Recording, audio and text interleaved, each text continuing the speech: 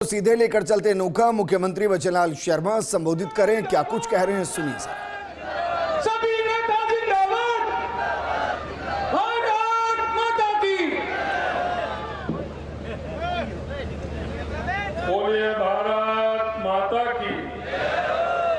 अरे भाई, इसमें ऐसे अगर नारा लगेगा तो कैसे काम चलेगा। ये किसानों की सभा है, थोड़ा मुट्ठी तान करके बोलिए भारत माता की, भारत माता की, भारत माता की। जम्मू जी भगवान की, बेड़ा जी महाराज की, बाबा रामदेव की, जसनाथ जी महाराज की, देवराज जी महाराज की, करणी माता की, सुस्वाणी माँ की,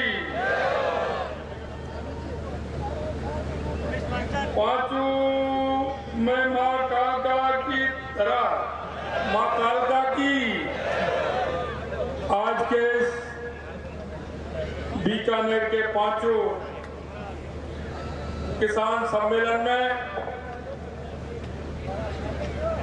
आपके अपने केंद्र में कानून मंत्री, आपके बीकानेर के सांसद और प्रत्याशी सम्माननीय अर्जुन जी मेघवाल साहब, मेरी कैबिनेट में मेरे साथी खाद्य एवं आपूर्ति मंत्री सुमित गोदारा जी,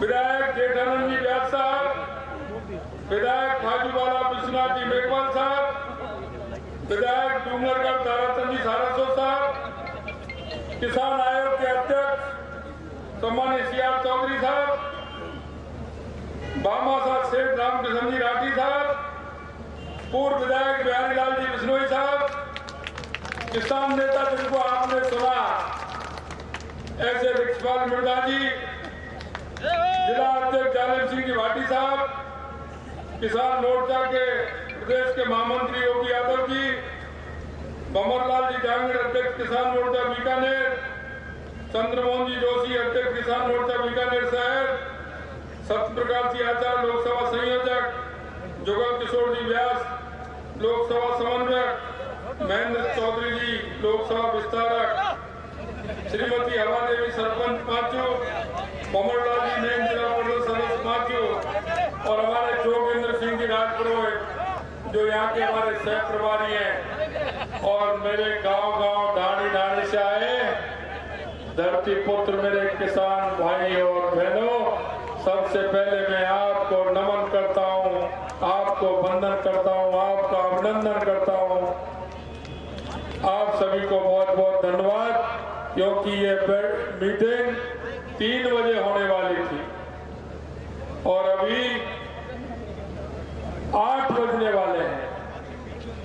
मैं आपसे यही कहना चाहता हूं और धन्यवाद भी देना चाहता हूं कि आज लगातार कार्यक्रम थे, हेलीकॉप्टर समय से उड़ता है, उसके कारण देरी हुई, इसके लिए मैं आप सभी से क्षमा चाहता हूं। मित्रों, मैं आपसे इसलिए कहना चाहता हूं कि यह लोकतंत्र है, आने वाले 19 तारीख को लोकतंत्र का पर्व आ रहा है और उस लोकतंत्र के पर्व हम सभी को हमारे संविधान ने अधिकार दिया है। अभी हमारे कानून मंत्री जी कह रहे थे यह तो निश्चित है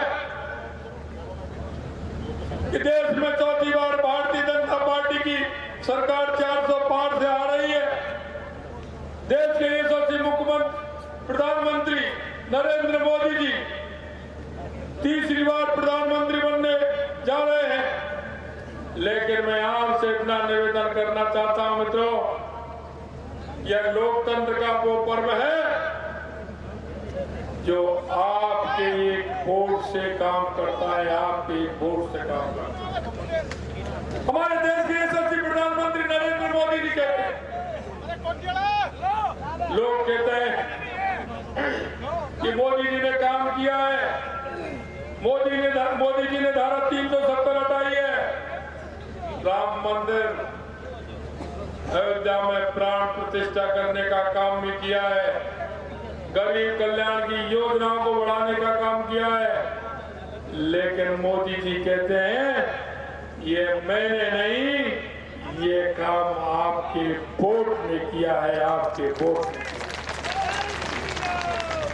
मैं आपसे निवेदन करना चाहता हूं, एक बार मैं आपको 2014 से पहले ले जाना चाहता हूं कि 2014 से पहले इस देश की स्थिति क्या थी। 2014 से पहले आपने देखा होगा देश के अंदर भ्रष्टाचार का आलम था, भ्रष्टाचार होता जा रहा था, कोई कहने वाला नहीं था, कोई सुनने वाला नहीं था। कहते हैं कि जिस तरह के भ्रष्टाचार जमीन पर भी हुए, पाताल में भी हुए, आकाश में भी भ्रष्टाचार हुए, और उन भ्रष्टाचारियों की श्रृंखला देखोगे तो राष्ट्रवादी लोग जब अखबार पढ़ने बैठते थे उनके आंसू उस अखबार को गीले करते थे, क्योंकि इस देश के उन लोगों ने, शहीदों ने इस देश को आगे बढ़ाने के लिए अपने आप को समर्पित कर दिया। आजादी की लड़ाई में एक एक नहीं, दो दो तीन तीन पीढ़ियां कम गई। एक माँ के 3 बच्चे थे, तीनों आजादी की लड़ाई में चले गए, और उस माँ ने कहा कि चौथा भी बेटा होता तो मैं उसको भी आजादी की लड़ाई में भेज देती।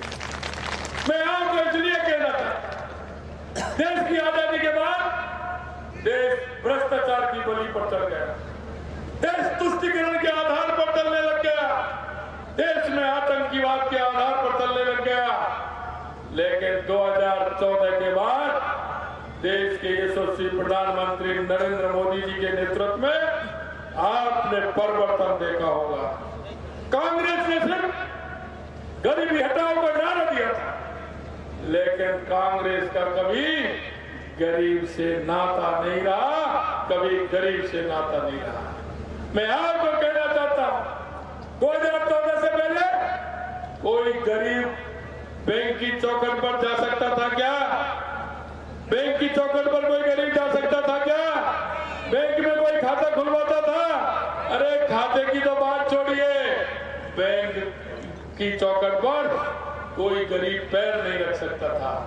देश के यशस्वी प्रधानमंत्री नरेंद्र मोदी जी ने सभी का जीरो बैलेंस पर खाता खोल करके जो कांग्रेस के अंदर भ्रष्टाचार चलता था, उस भ्रष्टाचार को समाप्त करने का काम देश के यशस्वी प्रधानमंत्री नरेंद्र मोदी जी ने किया। गरीबों के कल्याण के लिए, गरीबों के उत्थान के लिए अगर किसी ने काम किया है तो वो देश के यशस्वी प्रधानमंत्री नरेंद्र मोदी जी ने किया है। अगर इस भ्रष्टाचार पर